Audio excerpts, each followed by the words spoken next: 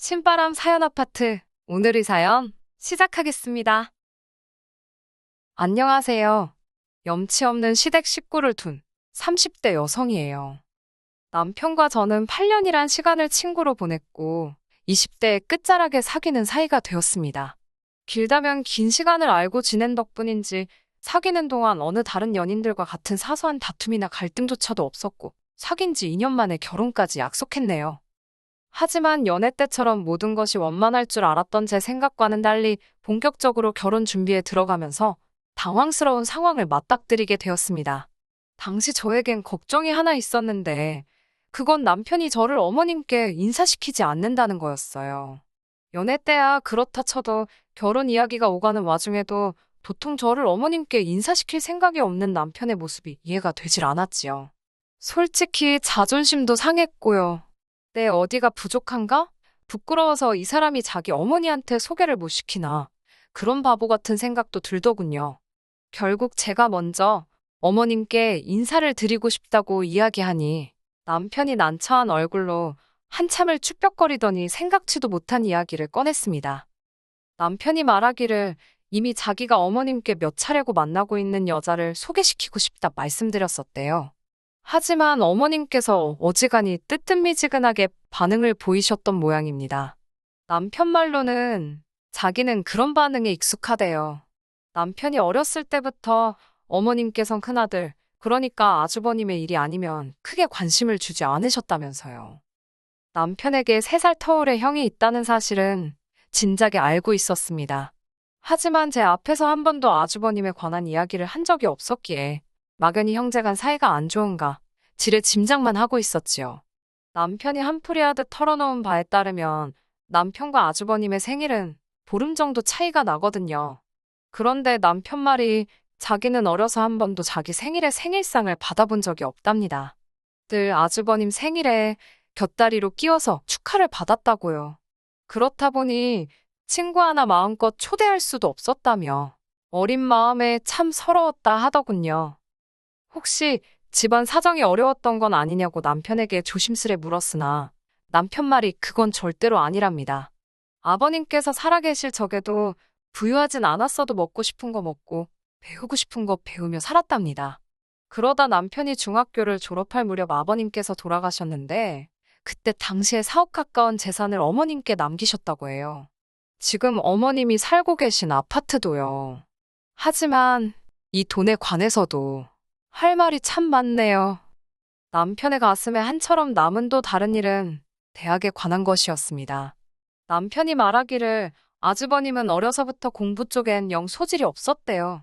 그럼에도 불구하고 어머님께선 그런 아주버님이 이 집안의 대들보이자 희망이라며 어떻게든 의사로 만들겠다 하셨다네요. 그렇게 의대에 보내겠다며 무려 삼수를 시키셨다고요.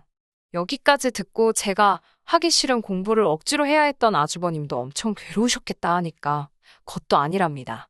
아주버님은 의대 갈 공부를 한다는 이유로 집에서 아주 왕처럼 행동했다네요. 동생은 물론이고 어머님까지 자기 몸종 부리듯 하면서 말이지요.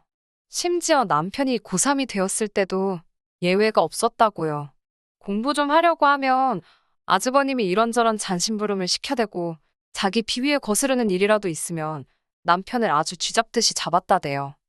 그런 상황에도 불구하고 남편은 대한민국에서 세 손가락 안에 들어가는 대학에 들어갔습니다. 다른 집이라면 얼싸안고 기뻐할 일이었겠지만 남편은 축하한다 말 한마디 들은 게 전부라 했어요. 하지만 남편을 더 힘들게 했던 건 이후로 어머님께선 머리를 싸매고 드러누우셨답니다. 당신 큰아들, 그러니까 아주버님이 얼마나 자존심이 상하고 속상해 하겠냐며. 심지어 남편의 졸업식 날 남편의 고등학교에서 남편 이름으로 플랜카드를 만들어 교문에 걸었는데 그걸 본 어머님이 직접 교장실에 찾아가 저 플랜카드를 당장 떼달라고 하셨답니다. 행여나 아주버님이 오고 가다 보기라도 하면 얼마나 기분이 나쁘겠냐면서요. 사정이 이렇다 보니 남편과 제 사이에 본격적으로 결혼 이야기가 오가기 시작했음에도 불구하고 남편은 통 저를 어머님께 소개할 엄두를 내지 못했던 거예요. 자기가 받은 상처를 저도 받게 되진 않을까 걱정이 되었다면서요. 하지만 오히려 이런 속사정을 듣고 나니 어떻게든 이 남자랑 결혼해서 잘 사는 모습을 보여드려야겠다. 그래서 어머님으로부터 남편이 인정을 받을 수 있게 해줘야겠다. 바보같이 그런 결심을 하게 되더군요. 어찌됐건 거절을 당할 때 당하더라도 제 입장에선 시어머니 되실 분에게 미리 인사를 드리러 가는 게 도리였으니 싫다는 남편을 설득해 연락을 드렸습니다. 아니나 다를까 남편의 말대로 어머님께선 꽤나 시큰둥한 반응을 보이셨어요. 결혼이야 뭐 둘이 좋으면 알아서 하면 되지 못하러 번거롭게 오냐는 식이셨습니다. 이후로도 두어 번 정도 더 연락을 드렸는데도 어머님께선 계속 그냥 상견례 때 보자는 식이셨고 결국 상견례 당일이 돼서야 저희 친정부모님과 어머님을 모시게 되었습니다. 어머님께서는 다 큰 애들이 알아서 하게 내버려 두자고 말씀하셨고 따로 도움은 못 주신다고 선을 그으셨어요. 저희 친정도 경제적으로 여유가 있던 상황은 아니었기에 그 부분에 있어서는 별다른 이야기가 나오지는 않았고요. 저희는 그렇게 양가의 도움 없이 오로지 저희의 힘으로 부부의 연을 맺었네요. 그리고 이후로 지금까지 3년이란 시간이 흘렀습니다. 3년 동안 힘든 시간도 있었지만 남편과 저 둘이 힘을 합쳐 열심히 살았어요. 서로가 모은 돈에 대출을 받아 수도권의 작은 아파트도 하나 장만했고 남편이 좀 더 큰 대기업으로 이직을 하면서 한마디로 먹고 사는 사정이 나아졌네요. 그 사이에 저도 회사에서 인정받아 승진도 했고요. 하지만 그토록 바라던 어머님으로부터 인정은 여전히 받지 못한 상황이었어요. 어머님께선 앉으나 서나 오로지 큰아들, 아주버님 걱정밖에 없으셨고 그런 아주버님 옆에 붙어 살아주는 형님이 고마워서 그러신 건지 입버릇처럼 큰며느리가 최고라 하시더군요. 그러다 얼마 전 아주버님께서 교통사고를 당하셨습니다. 병원에 2주 정도 입원을 해야 하는 상황이었는데 어머님께서 저에게 연락을 해오셨어요. 형님 혼자 아주버님 수발을 드느라 고생을 하고 있으니 저더러 한번 들여다보라는 것이었지요. 참고로 저희 아주버님네는 작은 식당을 운영하고 계셨습니다. 말이 나와서 말인데 그 식당도 어머님께서 차려주신 거예요. 앞서 말씀드렸다시피 저희 결혼할 때 어머님께서 1원 한 푼 안 보태주셨습니다. 어머님 돈, 어머님 마음대로 쓰는 거라고 하지만 자식된 입장에서 참 서운하더라고요. 아주버님께서 먹고는 살아야 할 것 아니냐며 어머님께 말 그대로 징징거리자 어머님께서 직접 알아보시고 잘 된다는 프랜차이즈 식당으로 차려주셨습니다. 당신도 민망하시긴 했는지 저희한테는 원래 맞이가 잘 풀려야 집안이 잘 돌아간다고 하시면서 말이에요. 나중에서야 알게 된 사실이지만 어찌 보면 어머님의 마지막 재산이라고 할 수도 있을 지금 사시는 아파트까지 담보로 잡아 아주버님에게 장사미천을 마련해 주셨다고 들었습니다. 그러니 남편이나 저나 사람인지라 마음이 상할 수밖에 없더라고요. 아무튼 그렇게 애틋한 아주버님이 병원에 누워 계시니 두 달이 멀쩡히 돌아다니는 작은아들 작은며느리가 못마땅하셨던 모양입니다. 하루는 남편에게 하루는 저에게 전화를 걸어 가서 네 아주버님 좀 들여다보라. 네 형님 좀 도와줘라. 뻔히 남편이나 저나 직장 생활하느라 정신없는 걸 아시면서 어찌 그런 말씀을 하시는지 기도 안 차더라고요. 그래도 아예 얼굴을 안 비쳤다간 오지게 욕이나 먹겠다 싶기도 했고 결국 며칠을 못 가보다가 주말이 되어서 찾아가게 되었습니다. 형님은 뭐 한다고 이제 왔냐며 입술이 대빨 나와 있었어요. 아주 죽어서 장례라도 치른다고 하면 그때 오지 그랬냐는 게 저희를 향한 형님의 첫 인사였고요. 어찌나 그 목소리에 원망이 가득한지 저도 모르게 죄송하다 할 뻔했네요. 저희가 병원에 도착하자 형님은 살았다는 듯이 간이용 침대에 걸터앉고는 저에게 이래라 저래라 심부름을 시키기 시작했습니다. 지하 매점에 가서 뭐 좀 사다 달라. 과일 좀 깎아달라. 여기 좀 치워달라 어째달라. 남편에게는 아주버님 발톱을 깎아달라고 하지를 않나. 저는 속으로 욕은 했지만 겉으로 차마 티는 못 내고 울며 겨자 먹기로 하나씩 해드리고 있었는데 남편은 안 하고 버티더니 저더러 그만하랍니다. 그리고는 제 손목을 낚아채고는 집에 가자고 하더라고요. 형님에게는 저희가 지금 문병 왔지 무슨 일이라도 하러 온 줄 아냐고 한마디 싸붙였고요. 그러자 형님이 눈을 동그랗게 뜨고는 저희 남편더러 너무한 거 아니냐입니다. 윗사람이 지금 이렇게 병원에 누워있으면 아랫사람이 와서 심부름 좀 할 수도 있는 거지. 뭘 그걸 가지고 소란이냐면서 그러면 제가 미움을 받는다나요. 그러자 남편도 참지 않고 형이 무슨 나라를 구하다가 다쳤냐고 술 먹고 시비 걸고 다니다가 차에 치인 걸 뭘 불쌍하게 여기라는 거냐며 받아쳤습니다. 그러자 병상에 누워있던 아주버님이 너 지금 뭐라고 했냐며 가만 안 두겠다고 막말을 쏟아내더군요. 남편은 그런 아주버님을 무시하고 절 데리고 병실을 빠져나왔어요. 생각지도 못한 남편의 반격이라고 해야 할까요? 아무튼 뒷일이 걱정되긴 했지만 기분이 나쁘지는 않더라고요. 그래도 남편한테 잘했다 할 수는 없는 노릇이었으니 어쩌려고 그러냐 물었습니다. 남편은 자기도 모르겠다고 하지만 더는 당해주기가 싫더랍니다. 저도 솔직히 에라 모르겠다 싶어서 남편에게 당신 마음 편할 대로 하라고 했어요.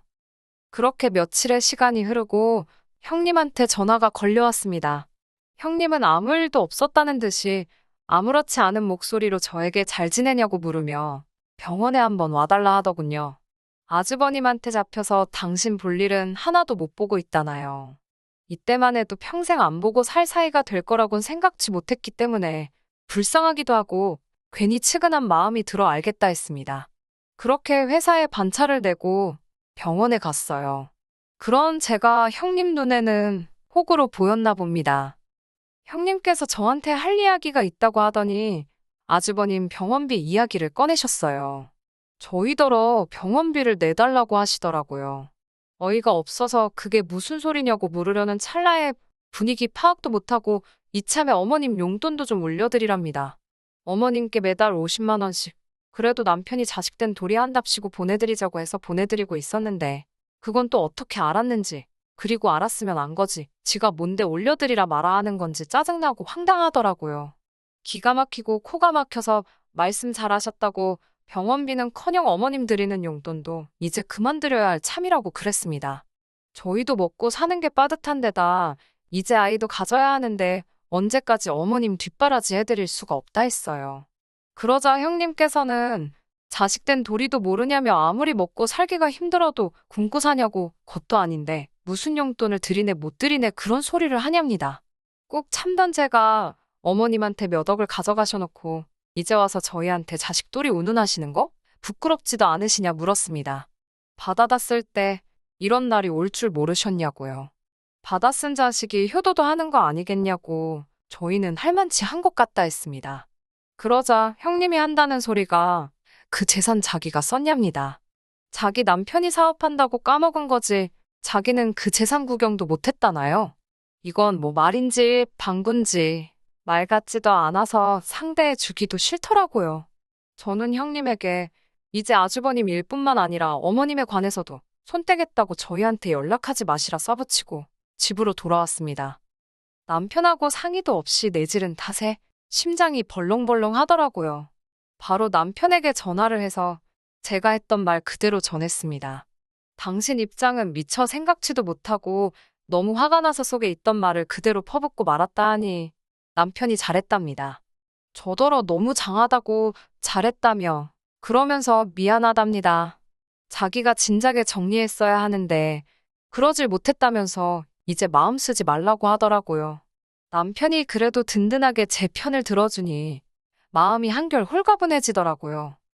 그리고 며칠 뒤 아주버님의 퇴원이 예정되어 있던 날이었습니다. 어머님께서 연락을 해오셨는데 받자마자 고함을 치시더라고요. 와서 빨리 병원비를 계산하라나요. 저는 제가 그걸 왜 하냐고 못한다 했습니다. 저희도 먹고 죽을래도 돈이 없다고요. 그러자 어머님께선 남편을 찾으셨습니다. 어차피 스피커폰으로 통화 중이었기 때문에 남편이 옆에서 말씀하시라고 짧게 한마디 하더라고요. 그러자 어머님께선 세상 다정한 목소리로 갑자기 이게 다 무슨 사단이냐면서 고집 부리지 말고 와서 얼른 돈부터 좀 내라 하시는 겁니다. 왜 죄 없는 네 형하고 형수 골치 아프게 하냐고 그런 걸로 심술 부리지 말라셨어요. 그런 어머님께 남편이 전에 없던 냉정한 목소리로 쓸데없는 소리 하실 거면 전화 끊는다 하더니 진짜 전화를 툭 끊어버리는 게 아니겠어요. 전 조금 놀랐지만 아무런 말도 하지 않았습니다. 남편도 무슨 생각이 있으니 그랬겠지 싶어서 믿고 내버려뒀어요. 그리고 그날 늦은 밤 누군가 저희 집 현관을 미친 듯이 두들겼는데 딱 느낌이 오더라고요. 역시나 내다보니 아주버님 내외와 어머님이셨습니다. 이웃집에 미안해서 일단 현관을 열었습니다. 그러자 씩씩거리며 어머님과 아주버님이 앞장서 저희 집안에 들어오셨어요. 어느 정도 예상했던 상황이라 크게 당황스럽진 않았습니다. 솔직히 저희 둘이 이미 이런 상황이 생길 수도 있겠다 싶어서 여러 이야기를 나눈 후였거든요. 어떻게 보면 저희 부부야말로 단단히 준비가 되어 있었달까요? 어머님께서는 한참 동안 말없이 저희를 노려보시더니 요새 들어 이러는 이유가 뭐냐입니다. 그러자 남편이 형한테 그동안 총 얼마를 주셨냐 묻더라고요. 어머님께선 그런 남편에게 내가 주긴 뭘 줬냐고 하도 먹고 살기 힘들다 해서 집 밥벌이하라고 가게 차려준 게 그렇게 꼬우냐고 오히려 저희를 속 좁은 사람 취급하시더군요. 남편도 지지 않고 어머님께 그러니까 그 먹고 살라고 챙긴 아들한테 효도 받으시라며 왜 해준 것 없는 아들한테 와서 이러시냐고 소리를 질러댔어요. 그러면서 아주버님께도 재산을 받을 때는 부양의 의무도 각오하고 있었을 거 아니냐며 어머님 모시고 나가라 했습니다. 그러자 형님께서 한숨을 내쉬더니 저를 보고는 그냥 병원비나 내주면 될 일을 이렇게 형제지간 싸우게 만드니까 좋냐입니다. 어머님이랑 형님이 쌍으로 저를 보며 여자 하나 잘못 들어와서 집안 꼴이 이게 뭐냐며 특히 형님께서는 저 때문에 착한 서방님이 아주 사람이 달라졌다며 자기가 다 속이 상한다고 어머님 앞에서 생쇼를 하더라니까요. 그때 아주버님께서 도저히 남편을 꺾을 수 없겠다 싶었는지 상욕을 하면서 자리에서 일어나셨습니다. 그러더니 악담이랍시고 나중에 너네 힘들어져도 당신들 절대로 찾지 말랍니다. 아이고, 듣던 중 반가운 소리라 저도 모르게 웃음이 나오더라고요. 그런데 더 어이없는 건 그렇게 나가면서 어머님을 안 모시고 나가는 거예요. 제가 놀라서 어머님 얼른 따라 나가시라고 큰아들이 그냥 간다고 그랬는데 어머님께서는 오히려 저희 남편을 보며 내가 너를 어떻게 키웠는데로 시작하는 레파토리를 웃고 계셨습니다. 남편이 됐다고 그러면서 어머님을 모시고 밖으로 나갔더니 세상에 아주버님은 이미 형님하고 떠나고 안 계시더라니까요.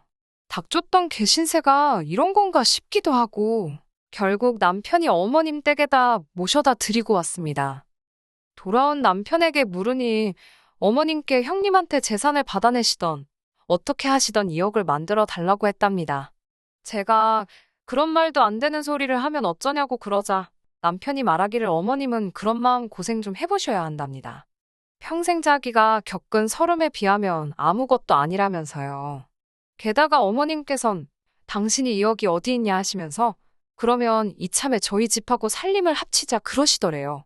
당신 집 팔고 나오는 돈은 저희 다 갖고요. 하지만 저나 남편이나 그 집으로 대출받아 쓰신 것도 알고 여차하면 경매에 넘어갈 판인 것도 알고 있거든요. 남편이 어이가 없어서 그 돈도 그냥 형한테 주고 오래오래 그쪽이랑 행복하게 사시라 그랬다네요. 이후로 어떻게 되었냐면요. 일단 저랑 남편은 전에 없이 평화롭게 잘 지내고 있습니다.